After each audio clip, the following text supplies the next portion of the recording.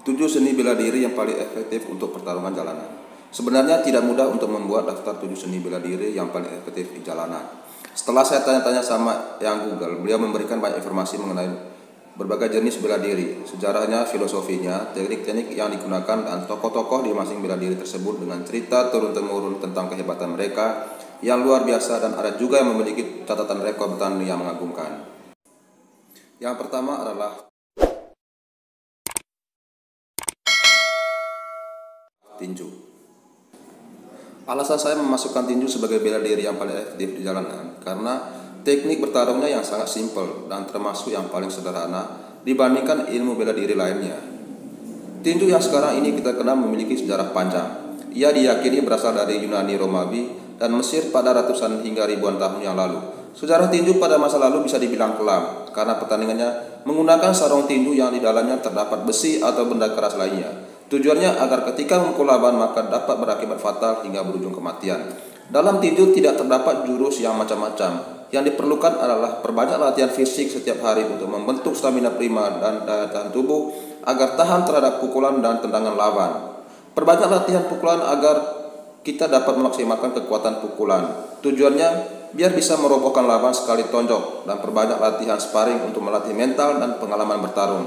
Saya memasukkan tinju sebagai olahraga yang paling efektif untuk street fight karena memang olahraga ini sangat cocok untuk pertarungan jalanan.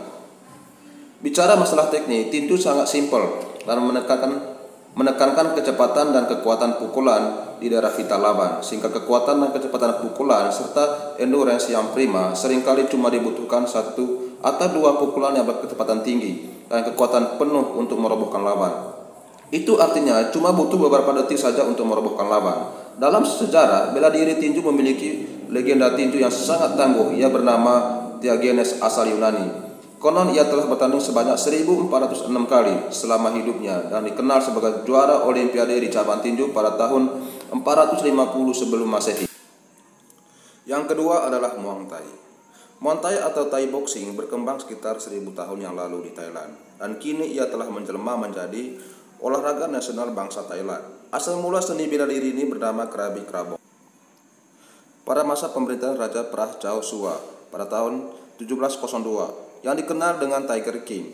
Dia mengajarkan Muay Thai pada seluruh bala tentaranya. Muay Thai dikenal juga sebagai seni 8 anggota badan karena menggunakan 2 pukulan, 2 tendangan, 2 lutut, 2 siku. Penggunaan lutut dan siku benar-benar dilatih sehingga membuat Muay Thai berbeda dengan bela diri lain seperti boxing, karate, dan taekwondo. Muay Thai juga mengenal clinch fighting dan bantingan. Untuk menghindari pukulan lawan yang bertubi-tubi, petarung bisa memperpendek jarak dengan melakukan pelukan dan clinch. Dalam jarak dekat, petarung bisa melakukan bantingan. Clinch tidak dijumpai di karate atau taekwondo, tapi dijumpai di tinju modern. Latihan fisik amat ditekankan dalam bela diri ini. Yang menarik dalam Muay Thai adalah seni bela diri ini akhir-akhir ini banyak menawarkan pelajaran bela diri sambil menjaga kebugaran dan pembentukan tubuh yang ideal. Dalam sejarahnya, Muay Thai juga memiliki legenda petarung yang sangat tangguh. Tahun 1774 telah dikenal dengan petarung bernama Naikon Nom Tom karena perangnya melawan Burma. Waktu itu ia tertangkap bersama dengan beberapa orang dari kota Siam, sekarang Thailand, yang bernama Ayutthaya, lalu dipenjara di Burma.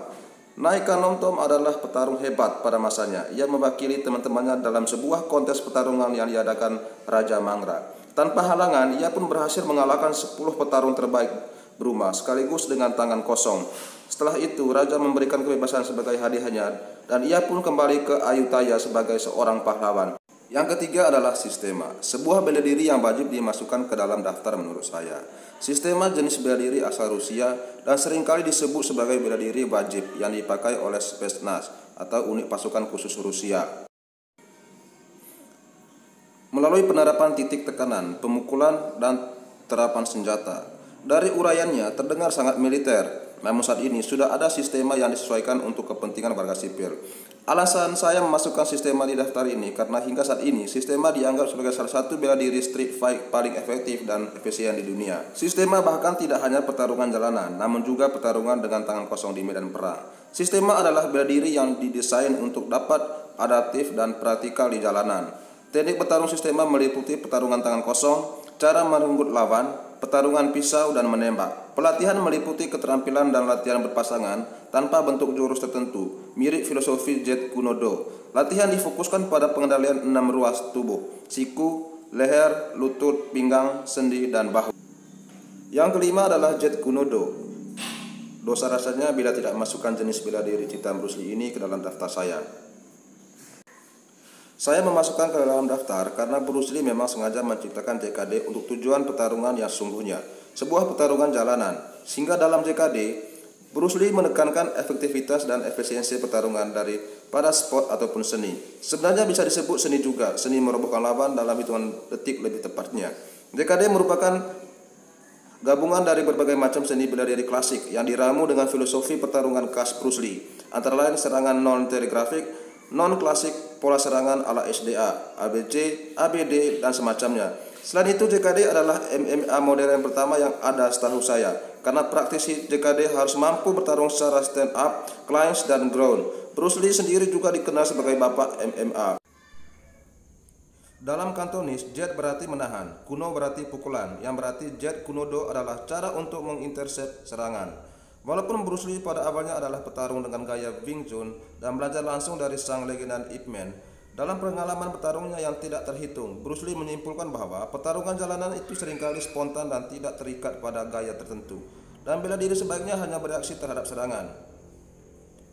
Dari situlah ia meramu sebuah konsep bahwa bela diri yang bagus itu adalah bela diri yang bebas dan bergerak tanpa harus terikat dan terbatasi oleh teknik bela diri tertentu.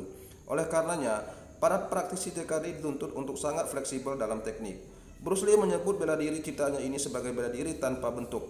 Dasar dari bela diri ini adalah kecepatan, kekuatan, ketepatan serangan tanpa terikat gaya tertentu atau juga disebut style without style, yaitu bela diri tanpa bentuk yang menekankan konsep interupsi serangan, yaitu menyerang tepat pada saat musuh sedang menyerang.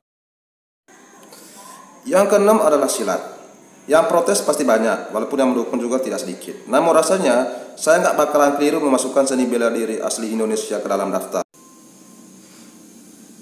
Sejauh ini masih banyak stigma di masyarakat yang menganggap silat itu nggak efektif, selalu berhubungan dengan klinik dan cuma seni gerakan jurus mirip tarian yang nggak bakal berguna buat street fight. Juga seni bela diri untuk orang kampungan. Aliran silat tradisional kebanyakan lahir pada ratusan tahun silam dan sengaja diciptakan untuk kepentingan perang melawan penjajah. Dari sana muncullah teknik bertarung yang kebanyakan gerakannya adalah gerakan ilegal yang bertujuan untuk melumpuhkan dan membunuh lawan dengan teknik dan kecepatan tinggi dalam waktu sesingkat mungkin, seperti colok mata, serang kemaluan, dan memfokuskan serangan pada bagian vital manusia. Oleh karenanya, bentuk silat murni tidak untuk dipertunjukkan, yang dibuat pertunjukan seringkali adalah seninya. Ada lebih dari 600 aliran silat di Indonesia, tak semuanya tercatat resmi di IPSI. Pasti teman-teman akan terkejut sebab ada beberapa aliran silat yang ada teknik ground fightingnya. Lalu ada beberapa silat yang menggunakan teknik hantaman badan, atau ada yang seperti Wing Chun, bahkan ada yang seperti Aikido. Masalahnya adalah, walaupun silat benar-benar efektif untuk pertarungan jalanan, tapi dari 600-an aliran silat, yang manakah yang paling efektif? Nah, itu adalah pertanyaan yang tidak bisa saya jawab, karena membuat 7 daftar bela diri yang paling efektif saja sudah menimbulkan pro dan kontra, apalagi ditambah memilih aliran pencaksilat yang paling efektif. Yang ketujuh adalah, atau yang terakhir adalah tarung derajat. Prinsip gerak dan jurus tarung derajat, senyawa gerak, bertahan, menyerang, dan mematikan.